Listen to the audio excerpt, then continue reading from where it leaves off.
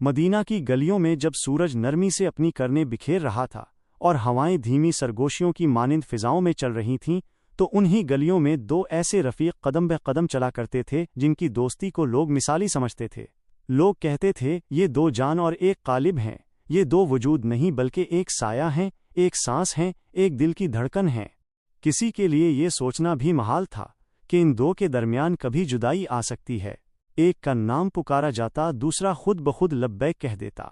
وقت گواہ ہے کہ ان کی مثال گویا حضرت موسیز اور حضرت ہارون جیسی تھی، ایک دوسرے کے بغیر ان کا تصور نامکمل لگتا۔ انہی دنوں ایک دن ایسا آیا، شاید تقدیر نے آزمائش کی لکیر کھینچ دی تھی۔ دونوں دوست حسب معمول بازار کی طرف روانہ ہوئے۔ راستے میں ہنسی مذاق، لوگوں کا ان سے محبت بھرا سلام، ان کی موجودگی سے گلیوں کی رونق کچھ اور ہی نظر آ رہی تھی۔ امام جعفر صادق علیہ السلام کے ساتھ ان کا قریبی دوست بھی ہمراہ تھا، اور ساتھ ہی اس دوست کا سیاہ فام غلام بھی آہستہ آہستہ ان کے پیچھے چل رہا تھا۔ بازار میں داخل ہونے کے بعد جب وہ چند قدم آگے بڑھے تو غلام کہیں نظروں سے اوجھل ہو گیا۔ اس شخص نے پلٹ کر دیکھا، لیکن غلام کا کہیں نام و نشان نہ تھا۔ اس نے تھوڑا اور آگے جا کر پھر پیچھے نگاہ دوڑائی، غلام غائب۔ تیسری بار مڑ کر دیکھا، پھر بھی کوئی سراغ نہ ملا۔ چہرے پر خفگی کے آثار ابھرنے لگے، ماتھے پر بل پڑ گئے۔ وہ زیر لب بڑبڑانے لگا، آخر کہاں رہ گیا یہ نکما؟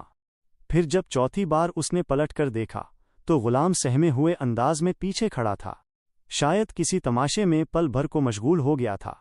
جیسے ہی نظر پڑی، اس شخص کے اندر کا غصہ لاوے کی طرح ابل پڑا۔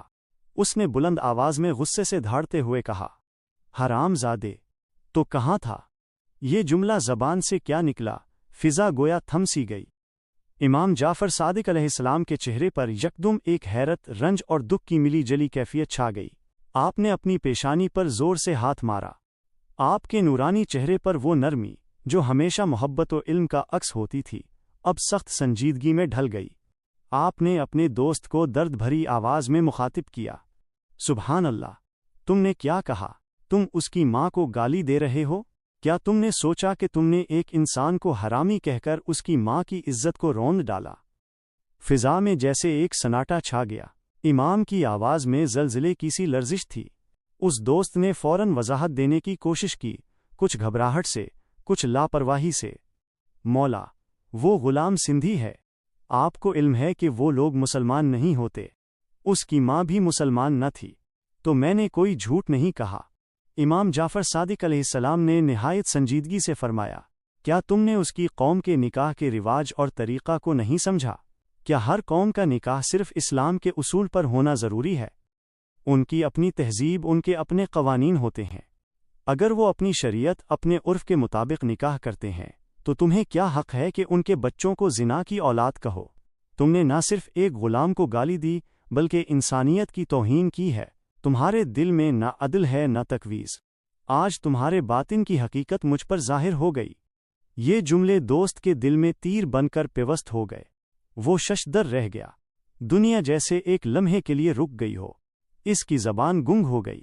امام نے نہایت سخت لہجے میں فرمایا، اب تم مجھ سے دور ہو جاؤ، آئندہ میرے ساتھ نہ چلنا، نہ بات کرنا، ہماری راہیں جدا ہو چکیں۔ لوگوں نے دیکھا کہ اس دن کے بعد وہ دوست امام کے ساتھ کبھی نہ چلا۔ جنہیں لوگ دو قالب ایک جان کہتے تھے، اب دو مختلف راہوں پر چل پڑے تھے۔ وقت گزرتا رہا، موسم بدلتے رہے، لیکن وہ دراڑ جو اس ایک لمحے میں پڑی کبھی نہ بھر سکی۔ یہ واقعہ ہمیں سکھاتا ہے کہ زبان کا ایک تلخ جملہ بھی صدیوں پر محیط محبت اور دوستی کو لمحوں میں خاک میں ملا دیتا ہے۔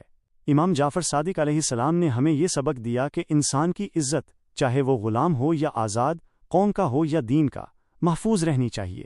کبھی کسی کو اس کے حسب نسب پر طعنہ دینا، ماں کی عزت پر حملہ کرنا یا تحقیر کرنا نہ صرف اخلاقی پستی ہے بلکہ دینی لحاظ سے بھی سخت گناہ ہے۔